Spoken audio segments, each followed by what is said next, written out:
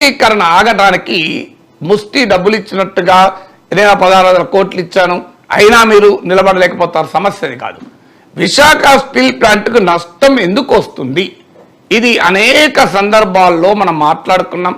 గత ప్రభుత్వాలు కేంద్రానికి రాసిన లేఖలు, ప్రస్తుత ముఖ్యమంత్రి అనేక సందర్భాల్లో ఉప ముఖ్యమంత్రి మాట్లాడిందే ఏంటది? ఎందుకు స్టీల్ ప్లాంట్ నష్టం వస్తుంది? చాలా మంది ఒక మాట అంటారు, నేను డాక్టర్ జేపీ గారు కూడా నాతో డిస్కషన్లో ప్రైవేట్ స్టీల్ ప్లాంట్లో లాభాలు వస్తుంటే గవర్నమెంట్ స్టీల్ ప్లాంట్ ఎందుకు నష్టం వస్తుంది అన్నారు. ఎందుకు వస్తుందో చెప్తాను.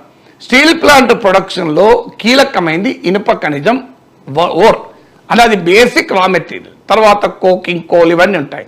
ఫండమెంటల్ రా మెటీరియల్ ఏంది? Iron ore.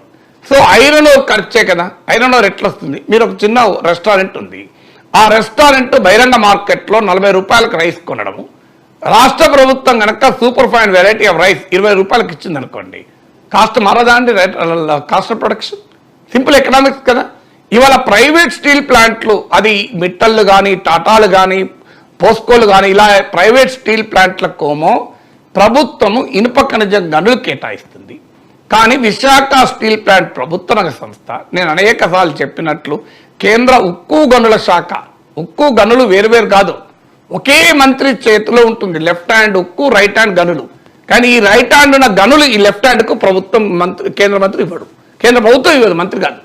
నీకు steel and mines is only same ministry. మరి స్టీల్ మినిస్ట్రీ కిందనే Visakha steel plant, Rashtriya Ispat Nigam limited అంటే RNL ఉంది. మైన్స్ చేతిలో ఇనుప ఖనిజ మనులు ఉన్నాయి. ఈ ఇనుప ఖనిజ మనులు తీసుకుపోయి అదానికి ఇస్తారు, తీసుకుపోయి టాటాలకు ఇస్తారు, మిట్టలకు ఇస్తారు. కానీ ప్రభుత్వ రంగ సంస్థ విశాఖ స్టీల్ ప్లాంట్కి ఇవ్వరు. ఇవ్వకపోవడం వల్ల ఏమవుతుంది అంటే, మీకు చిన్న ఉదాహరణ చెప్తాను. రా మెటీరియల్ కాస్ట్ ఒక 78 టైమ్స్ పెరుగుతుంది. అది depending on the market at least 4-5 times అయితే పెరుగుతుంది మినిమం. అంటే 500 రూపాయలు ఉదాహరణకు రా మెటీరియల్ అనుకో, 2,000, 2,500 నుంచి కొన్ని సందర్భాల్లోనైతే 4,000 దాకా కూడా పోతుంది. ఇది లాస్ కాదా అండి? దీన్ని మొదలు ఆపండి. నిజంగానే మీకు స్టీల్ ప్లాంట్ ప్రైవేటీకరణ ఆగిపోతుంది, ఆపాలి అనే చిత్తశుద్ధి ఉంటే, కమిట్మెంట్ ఉంటే, చంద్రబాబు నాయుడు, పవన్ కళ్యాణ్ వెళ్ళి నరేంద్ర మోడీ దగ్గర కూర్చొని మాకు తక్షణం విశాఖ స్టీల్ ప్లాంట్కి ఇనుప ఖనిజం గనులు ఇవ్వండి, ఇది ఒక సింపుల్ డిమాండ్. ఇది తెప్పించుకున్నారనుకోండి, స్టీల్ ప్లాంట్ బ్రహ్మాండంగా లాభాలు ఉంటుంది. ఎవ్రీ ఇయర్ 2,000 కోట్ల ఖర్చు మిగులుతుంది, ఆదా అవుతుంది.